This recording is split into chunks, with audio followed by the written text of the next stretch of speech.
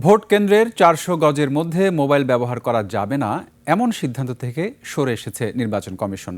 কেন্দ্রে ভোটার, প্রার্থী ও সংবাদকর্মী মোবাইল নিয়ে যেতে পারবেন, শুধু গোপন কক্ষের কোনো ছবি নেওয়া যাবে না। এদিকে দেশের আইনশৃঙ্খলা পরিস্থিতি নির্বাচনের অনুকূলে নেই বলে মন্তব্য করেছেন কাদের সিদ্দিকী। আর টিআইবির নির্বাহী পরিচালক ডক্টর ইফতেখারুজ্জামান আদিবাসী, সংখ্যালঘু ও নারীরা ভোট দিতে পারবেন কিনা তা নিয়ে শঙ্কা প্রকাশ করেছেন। মানিক শিকদারের রিপোর্ট। কালার এক্সপার্ট এবং মাইল্ড অন হ্যান্ডস টেকনোলজি সমৃদ্ধ অরিক্স অ্যাডভান্স ডিটারজেন্ট পাউডার আপনার লন্ড্রি এক্সপার্ট। কোনো পক্ষের সাথে আলোচনা না করে ৮ ফেব্রুয়ারি প্রজ্ঞাপনে ভোট কেন্দ্রের ৪০০ গজের মধ্যে মোবাইল ফোন ব্যবহারের নিষেধাজ্ঞা দেয় ইসি। এ নিয়ে বিভিন্ন মহলে আলোচনা সমালোচনা শুরু হলে বিকেলে প্রধান নির্বাচন কমিশনারের কার্যালয়ে সাক্ষাৎ করে প্রতিবাদ জানায় ১১ দলীয় জোটের নেতারা। পরে গণমাধ্যমকে তারা বলেন, এমন সিদ্ধান্ত সুষ্ঠু নির্বাচনকে বাধাগ্রস্ত করবে। এছাড়া প্রশাসনিক রদবদলে একটি দলকে বিশেষ সুবিধা দেয়া হচ্ছে বলেও অভিযোগ করেন তারা।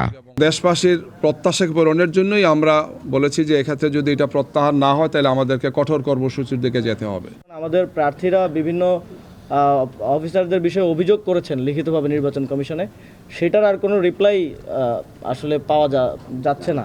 এর আগে সিইসির সাথে সাক্ষাৎ করে ডাকসু ভিপি বলেন, যেন তেন নির্বাচনের মাধ্যমে কাউকে ক্ষমতায় বসানো হলে তা মেনে নেওয়া হবে না। বাংলাদেশের ৪ কোটি তরুণরা তারা সজাগ আছে, সুতরাং কেউ পেছন দিক দিয়ে ক্ষমতা দখল করা অথবা ইলেকশন ইঞ্জিনিয়ারিং করে ক্ষমতা দখল করার ব্যর্থ প্রয়াস করবেন না। নির্বাচনী পরিবেশ নিয়ে সিইসির সাথে দফায় দফায় বৈঠক করে বিভিন্ন রাজনৈতিক দল ও সুশীল সমাজের প্রতিনিধিরা। টিআইবি নির্বাহী পরিচালক ইফতেখারুজ্জামান বলেন, নির্বাচনের প্রাক্কালে ঝুঁকিতে আছে আদিবাসী, সংখ্যালঘু ও নারীরা। আইন শৃঙ্খলা পরিস্থিতি নিয়ে উদ্বেগ প্রকাশ করেন কাদের সিদ্দিকী। ৫-৬ দিন যাবৎ দেখা যাচ্ছে যে আইন শৃঙ্খলা প্রয়োগকারী সংস্থা রাত্রে গিয়ে মানুষের ঘর ভাঙছে।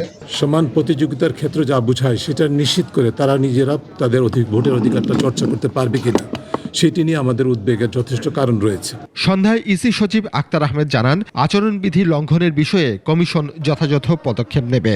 আর কেন্দ্রে মোবাইল নিয়ে যেতে বাধা নেই, তবে গোপন কক্ষে মোবাইল ব্যবহার করা যাবে না বলেও জানান তিনি। ভোটাররা এবং সংবাদকর্মীরা বা অবজারভার্সরা এটা নিয়ে ভিতরে যেতে পারবেন কিনা সে বিষয়টা আমি নিশ্চিত করছি যে আপনারা নিয়ে যেতে পারবেন, ঠিক আছে, কিন্তু গোপন কক্ষের ছবি তুলতে পারবেন না।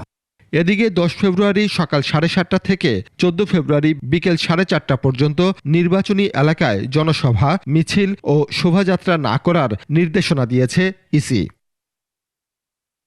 মানিক শিকদার, ২১ টেলিভিশন, ঢাকা।